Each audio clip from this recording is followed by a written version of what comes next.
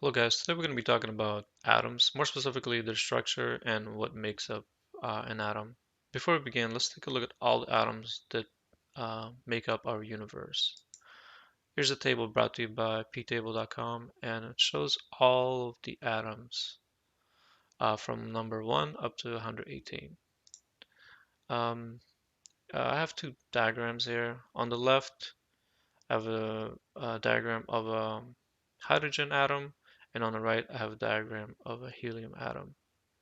To begin with, let's talk about the size of a atom. Typically, a size of an atom is between 1 through 5 angstroms in diameter. Let me make that mark here. And angstrom is a very, very small number. Um, 1 angstrom is equals to 1 times 10 to the minus 10 meter. So you can see a very, very small number. And in chemistry, we say 100 picometers.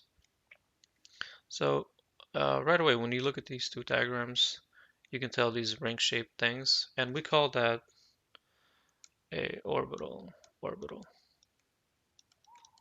orbital, orbital. And in the orbital, or orbitals only house electrons. So orbitals only house electrons. Um, there's something else in the atom, in the middle center, uh, which is very dense. I'm going to mark that dense area. And we call this dense area the nucleus of an atom. The nucleus. And the nucleus only houses neutrons and protons. So what's in here then? The question is, what's in here? So pretty much nothing, it's empty space. So protons, neutrons, electrons, in chemistry we call these subatomic particles, and they're very special. What makes them special? Their charge and mass makes them special. So a proton has plus one charge, a proton. Let me get rid of these plurals. So a neutron has no charge, and electrons are -1, -1 charge. A mass of a proton is 1.673 times 10 to the minus 24 grams. A mass of a neutron is 1.675 times 10 to the minus 24 grams. And a mass of electrons is 9.11 times 10 to the minus 28 grams. Right away, when you look at these numbers, you can tell that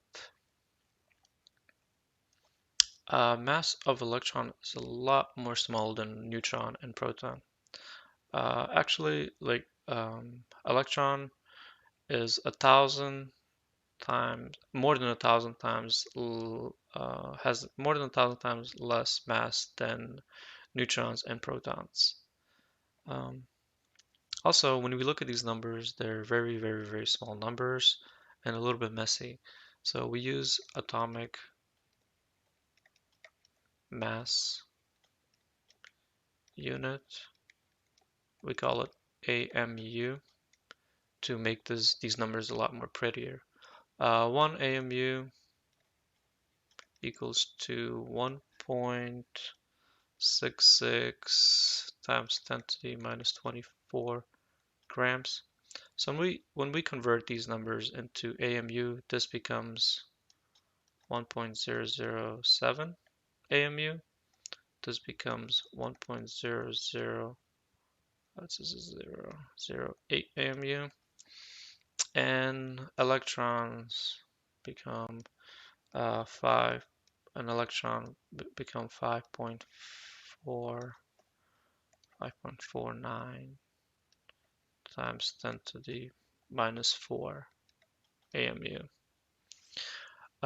You can see that these numbers are a lot more cleaner, and here you can tell the mass of electron compared to the mass of a neutron proton being a lot more smaller. Um, So to give you an example, let's take a look. Let's compare a proton. Uh, let's say you have this football field, and inside this football field you have this little tiny ant. And let's say this tiny ant represents our proton, and everything else in the football field is everything that is an atom that makes up an atom. So to look at this intuitively, that's how small a proton is. Um, if you compare an ant to a football field, you can compare an ant to a football field. So let's move on. Here, I have an atom of calcium, and right away, what stands out is these numbers on the top and numbers on the bottom. The smaller numbers, we call them the atomic number. An atomic number represents the number, the number of protons. I'm just gonna abbreviate it as P here. And the bottom number we call mass number. Mass number. And mass number includes number of protons plus number of neutrons. So a mass number includes protons and neutrons added together. So how about, can we figure out the number of electrons? Yes, we can actually for an atom. Let's take a look at this statement that says every atom has an equal number of electrons and protons. So an atom has no net electrical charge. So equal number of electrons and protons. What that means that when we look at the atomic number, we can figure out the number of electrons because number of electrons equals the number of protons, or other way around, protons equals the number of electrons. So here, right away, we can tell that we have 20 electrons because we have 20 protons. I'm just going to abbreviate electrons like that. Um, so our world is not perfect. We will see different species of this atom. For example, here we have a calcium, but this has something that looks like a +2, but actually we call it a +2 charged. So this species here is an ion. So it's a calcium ion. We call it calcium ion. So ions are electrically charged species. And what that means that this calcium has lost 2 electrons. So since it has lost 2 electrons, can we figure out how many electrons does it have? Yes, we can. We can still use the top statement because it says that number of electrons equals number of protons.